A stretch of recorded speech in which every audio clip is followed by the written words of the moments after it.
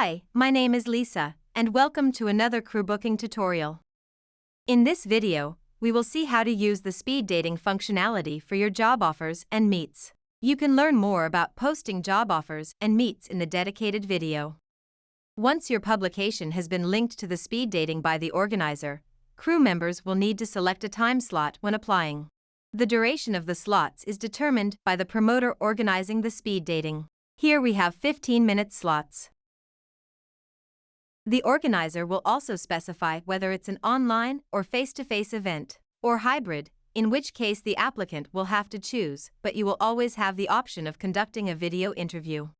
Once a crew member applies and selects a time slot, you will get an email and an in-app notification. On the right of your job offer or meet page, you can see all the applicants. And just above, by clicking on the button, you can manage your speed dates. All your time slots are displayed here. And in yellow you can see pending meeting requests from candidates. You then have to accept or decline it. You can click on the applier's name to see his profile, and on the little icon to review the application. After accepting the request, the slot turns green. And you can now test the video by clicking on Test Meeting. Note that no external software is needed to run the video interviews. At any time, it is still possible to cancel the meeting. If you wish, you can explain the reason for the cancellation.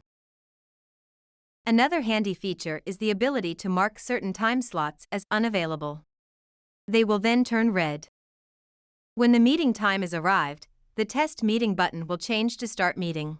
You and your candidate can then directly connect and start the video interview by clicking on it. Finally, note that it is possible to download the meeting schedule in order to print it, for example. Thanks for watching. Make sure to watch our other videos for more tips on how to use Crewbooking.